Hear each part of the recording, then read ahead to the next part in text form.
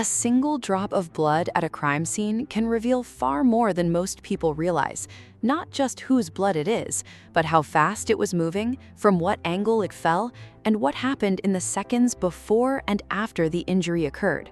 Blood doesn't just identify a person, it tells a story. And in forensic investigation, learning to read that story is one of the most powerful skills an investigator can develop. Today, we're breaking down exactly how forensic experts identify, analyze, and interpret blood evidence at a crime scene. Welcome back to Forensic Expert Alliance of Bangladesh. In this session, we're covering one of the most fundamental and frequently encountered forms of physical evidence in criminal investigation: blood and bloodstain evidence. Whether you're a medical student, a law enforcement professional, or simply someone interested in forensic science, understanding how blood evidence is processed will give you real insight into how crimes are solved. Blood is considered one of the most significant categories of biological evidence at a crime scene for several reasons. First, it can establish that a violent act occurred. Second, it can link a suspect or victim to a specific location. Third, through DNA analysis, it can provide individual identification with an extremely high degree of certainty. And fourth, and this is where it becomes especially powerful, the pattern in which blood is deposited can reconstruct the sequence of events, the type of weapon used, the relative positions of the victim and assailant, and the number of blows or actions involved. This is why crime scene investigators are trained to treat every bloodstain, no matter how small, as a potential source of critical information. Before any deeper analysis can occur, investigators must first confirm that a suspected stain is actually blood. This begins with presumptive tests, quick, sensitive field tests that indicate the likely presence of blood, though they are not conclusive on their own. Common presumptive tests include the Kastle-Meyer test, which uses phenolphthalein and produces a pink color reaction in the presence of hemoglobin's peroxidase-like activity. Another widely used method is the luminol test, which produces a chemiluminescent glow when it reacts with blood, even in cases where the stain has been cleaned or is not visible to the naked eye. Luminol is especially valuable for detecting attempts to conceal blood evidence. It's important to note that presumptive tests can produce false positives with certain substances like some plant peroxidases or cleaning agents, which is why confirmatory testing is always the next step. Once a presumptive test suggests the presence of blood, confirmatory tests are used to establish this with scientific certainty. Techniques like the Teichmann test and the Takayama test identify specific hemoglobin crystals under microscopic examination, confirming the substance is indeed blood.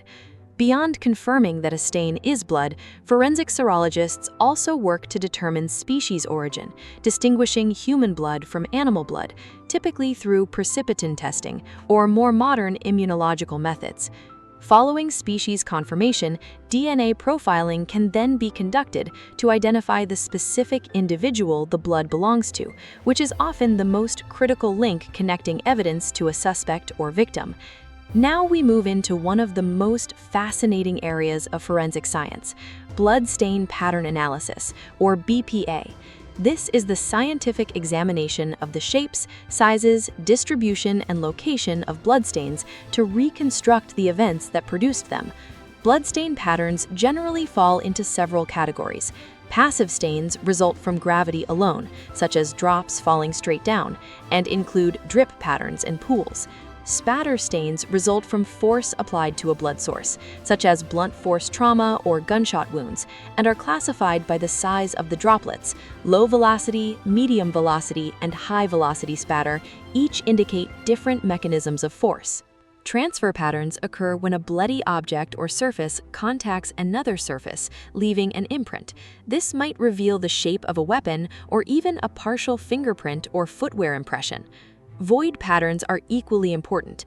These are gaps in an otherwise continuous bloodstain pattern that indicate an object or person was present at the time the blood was deposited, but is no longer there. The physical characteristics of individual bloodstains carry enormous investigative value. A circular stain typically indicates blood fell perpendicular to the surface, while an elongated elliptical stain with a tail suggests that blood struck the surface at an angle, and that tail points in the direction the blood was traveling. By measuring the width-to-length ratio of a stain, forensic analysts can calculate the angle of impact using trigonometric formulas. When this is done for multiple stains, investigators can determine the area of convergence, the point in space where the blood-shedding event likely occurred, and even estimate the approximate position of the victim at the time of injury. This level of reconstruction can corroborate or contradict witness statements and suspect accounts, making it a powerful tool in both investigation and courtroom testimony. Proper collection and preservation of blood evidence is just as important as its analysis. Investigators must photograph stains in place before any collection occurs, using scale references for accurate measurement. Wet bloodstains must be air-dried before packaging to prevent degradation and bacterial growth, and items are packaged in paper, never plastic, to avoid moisture retention that can destroy the sample. Every step from collection to laboratory analysis to storage must be meticulously documented to maintain chain of custody. Any break in this documented chain can compromise the evidentiary value of the sample and potentially render it inadmissible in court.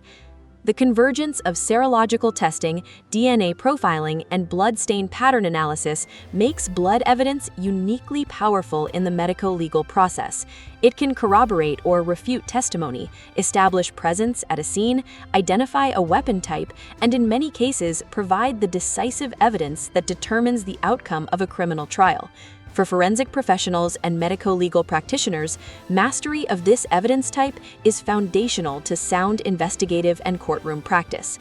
Blood evidence sits at the intersection of biology, chemistry, and physics, and interpreting it correctly requires rigorous training and scientific precision, from the first presumptive test at the scene to the final reconstruction presented in court. Every step matters.